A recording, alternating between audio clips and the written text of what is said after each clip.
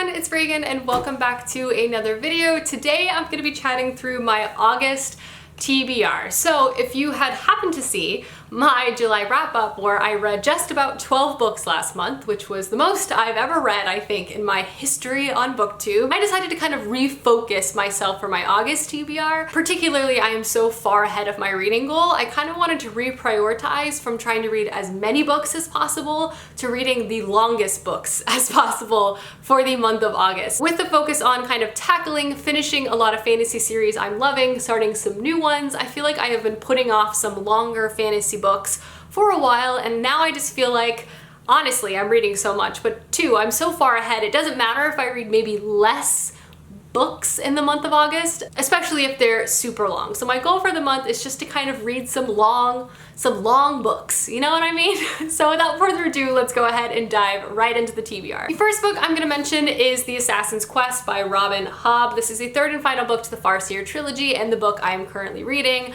I am about 60% of the way done with this book on page 510 of 850 something pages, and I am loving it so much. This book has made me a Robin Hobb fangirl, to say the least. Like, I don't know if she just tricked me or if I was just like so subtly brought along within this series that when I approached and started reading this third book, I realized how in love with all of the characters and how much pain and joy they bring me, combining with the excellent political situations we get in here and the action and the adventure that's also present in this. But the characters, more than anything, live in my heart forever. And it was this third book where I realized how she just crafted this story in a way that, like, she was like, ha, got you with this one, and man, I am so happy to be caught. So yeah, this is the first book I plan to read this month. I'm hoping to read it in the next couple of days. I am absolutely enthralled by the last tail end of this story.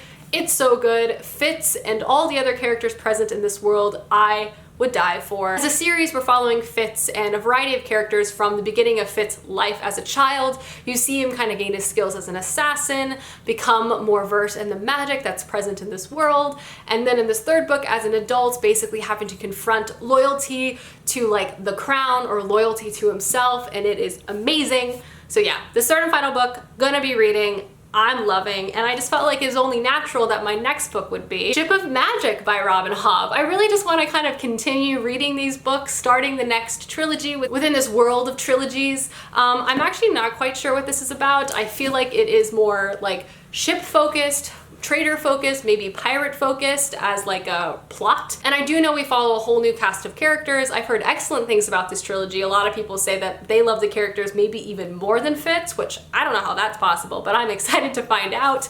I'm also really curious to see how this trilogy is gonna tie in to the first one, even though I know it's its own contained story, which really excites me. So yeah, I really want to start this book. I'm not sure if I'm gonna be able to finish it as it's even longer than The Assassin's Quest. Yeah, I think it's almost 900 pages, but anyway though, I'm really pumped to have finished one, the Farseer trilogy, and to jump into the new Live Ship trilogy. I'm moving on, people, and I'm excited about it. Next super long book I hope to get to this month is a very long time coming, and that is The Burning White by Brent Weeks. This is the fifth and final book to the Lightbringer series, one of my all-time favorite series, a series I have been reading for a long time, and this book I have successfully put off for just about a year, which is very embarrassing.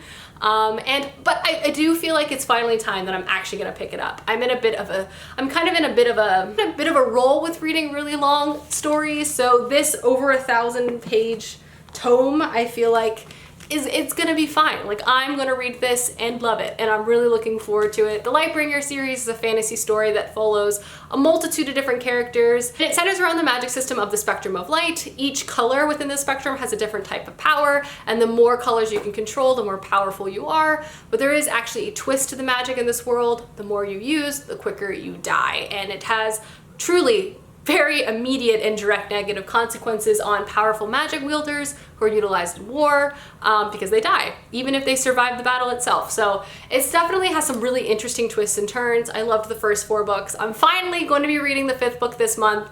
I actually believe that when I say it this time, because I've said it before, but like this time I mean it. From there, my goal is to also read The Dragon Republic, which is the second book in the Poppy War series. I read the Poppy War last month, and I kind of just want to like continue ensuring that I'm reading books back to back. I personally love marathoning series. It's kind of my favorite way to encounter a book series, if I'm able to.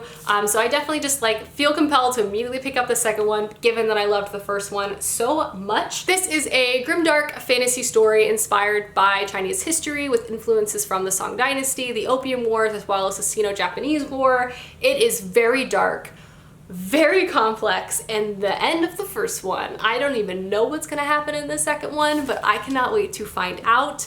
This is a story where you like love characters, but they're like making some tricky decisions, but you still kind of like empathize and support them. This is a war story that does not glamorize war in any capacity, talks about, you know, like what it means to be a warrior, being fearful of going to battle. Like, it is so good, and I hear The Dragon Republic is even better, and I feel like it's going to destroy me. This is a pretty long book. It's over 500 pages, not quite the length of, you know, the Assassin's Quest or the Live Ship trilogy or the Burning White, but still, you know, a tome nonetheless. So I'm excited to read this.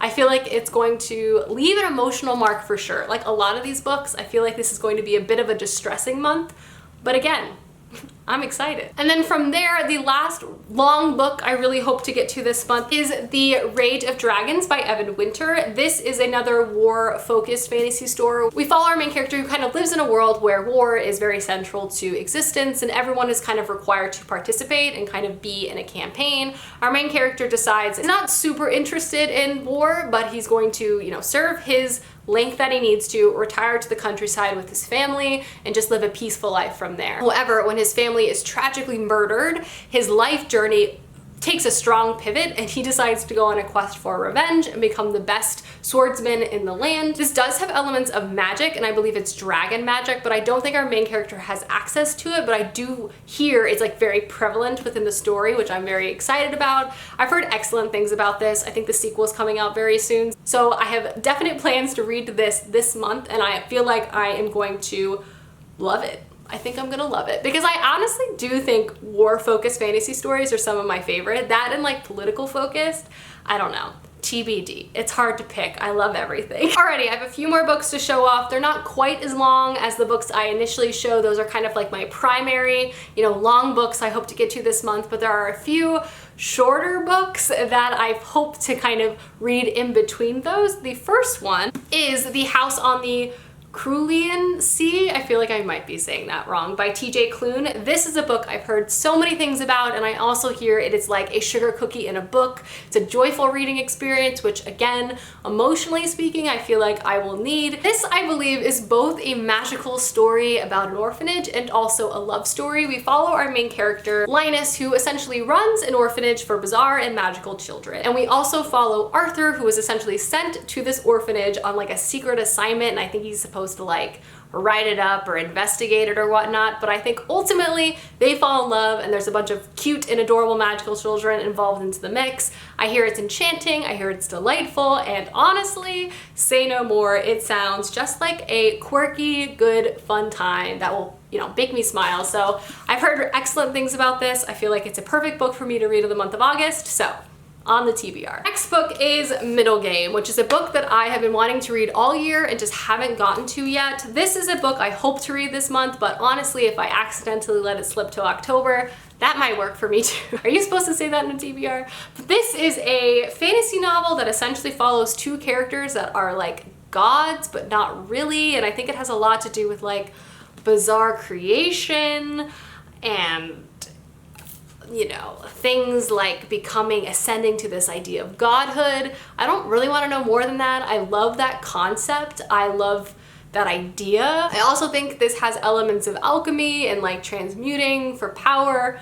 Again, it sounds bizarre and dark and all the things I love, and I just feel like this is a book that's really gonna become a fast favorite. It's just, I don't know, I look at it, I see kind of the pieces of what it's about, I hear people talking about it, and I just like know it's going to be a new fave, and yet I haven't read it yet, but you know, sometimes that happens. But yeah, this is a book I hope to get to this month, but also would be a good October read, so you know, alas. Last book I hope to read for the month of August is Between the World and Me. This is a book I picked up last month, and I've also already checked out the audiobook from my library because I've heard excellent things about it. This is part of my larger anti-racism reading and education, but I've just heard excellent things about this. It won the National Book Award. Like, everyone who's read this has been moved by it, has loved it, and so I'm really excited to dive in myself. But this is a story that is written by the author in the form of a letter to his son, and in this story he essentially creates a new framework to understand our nation's history and current crisis. Americans have built an empire on the idea of race,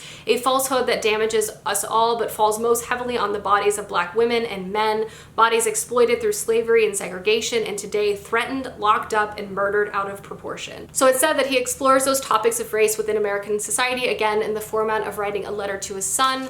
I am looking forward to reading it this month. I feel like it's going to be one that's going to stay with me for a long time. I've again heard really excellent things about it, so this is definitely on my TBR for the month of August as well. Alrighty guys, those are all the books I hope to read in the month of August. Let me know down below some books you hope to get to this month, as I would love to know, and I will see you guys soon with another video soon. Goodbye!